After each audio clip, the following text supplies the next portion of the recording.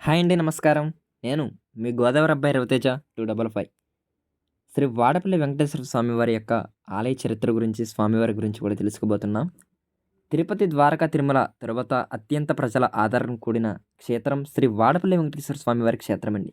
గోదావరి నది తీరంలో అందమైన పచ్చటి పొలాల మధ్య ఉన్న ఈ గ్రామం కాలుష్యానికి దూరంగా ఉంటుంది. ఒకప్పుడు తూర్పుగోదావరి జిల్లా, ప్రస్తుతం బిఆర్ అంబేద్కర్ కోనసీమ జిల్లా ఉన్న శ్రీ వాడపల్లి వెంకటేశ్వర స్వామివారి ఆలయానికి ఎంతో విశిష్టత ఉందండి. ఈ ఆలయానికి 7 వారాలు వచ్చి 7 ప్రదక్షిణలు చేస్తే మనసులో కోరికలు నెరవేరుతాయని భక్తుల విశ్వాసం. తమ కోరికలు నెరవేరని ఆ భక్తులు పెద్ద సంఖ్యలో స్వామివారిని 7 శనివారాల పాటు దర్శించుకుంటారు. ఈ ఆలయ విశిష్టత గురించి ఇప్పుడు ఒక వార్త వైరల్ అవుతుంది. అది ఏమిటంటే, బెంగుళూరుకు చెందిన ఒక వ్యాపారవేత్త 7 వారాలుగా వాడపల్లి వెంకటేశ్వర స్వామి వారిని దర్శించుకున్నారు.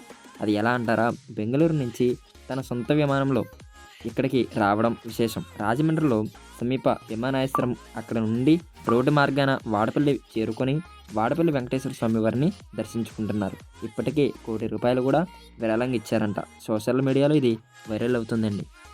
కోటీశ్వరులకు కూడా దేవుడిపై నమ్మకం ఉంటే విమానంలో వస్తారంటూ పలువురు ఆసక్తి దర్శించుకుంటుంటున్నారు. ఈ ఆలయంలో దేవుడికి వెంకటేశ్వర స్వామి అని స్వయంగా నారచులు నామకరణం చేశారండి.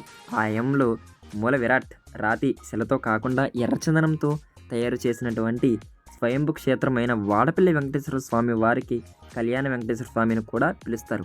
వాడపల్లి క్షేత్రంలో గోదావరి కళ్యాణం చేస్తే పెళ్లి కాని వారికి త్వరగా పెళ్లి వివాహం జరుగుతుందనే నమ్మకం కూడా ఉందండి. ఒకరోజు వైకుంఠానికి చేరుకున్న సగనాక నందిని మనుషులు కలియుగంలో ధర్మం వంటి పాదంపై నడుస్తుందని, ప్రజలు ఆహారం విహారాలకే ప్రాధాన్యం ఇస్తున్నారని, ఆచరణ మునులు ఆ గాలికి ప్రభావంతో ధర్మబద్ధంగా జీవనం గడుపుతున్నారని వారికి ఆదరించి ఆప్యాయంగా శ్రీ మహావిష్ణువును సెలవుతీర్చారు. అప్పుడు మహావిష్ణువు కలియుగంలో మొదటిగా తిరుమల దక్షిణ గంగా పేరుగాంచిన గౌతమి గోదావరి తీరంలో నామకోపురం అంటే ఇప్పుడు వాడపల్లి అవతరించి భక్తులను ఆదరిస్తున్నారు.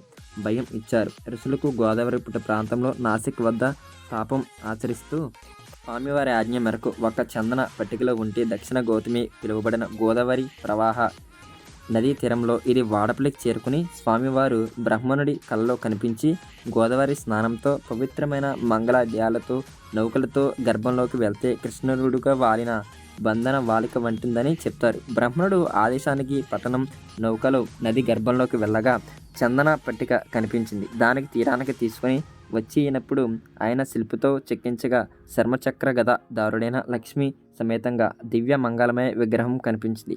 ఆ సమయంలో నారదుడు స్వయంగా వచ్చి వెంకటేశ్వరుడు అని నామకరణం చేశారు. అలా స్థిల పురాణం చెప్తుంది. వాడపుల ఆలయం సామకుద్రంలో ఉంటుందండి. స్వామివారి చరిత్రత అని తెలుసుకుంటామండి. ఈ యొక్క వీడియో మీకు నచ్చితే లైక్ చేసి, షేర్ చేసి, సబ్స్క్రైబ్ చేసుకొని త్వరగా ఈ యొక్క గోదావరి అబ్బాయి రవితేజ 255ని సపోర్ట్ చేస్తారని మనస్ఫూర్తిగా కోరుకుంటున్నాను. వాడపల్లి వాస శ్రీ వెంకటేశ గోవింద గోవింద అని కామెంట్ చేసి వెళ్ళండి అందరూ కూడా. మరొక వీడియోలో మళ్ళీ కలుద్దాం. అంతవరకు సెలవు.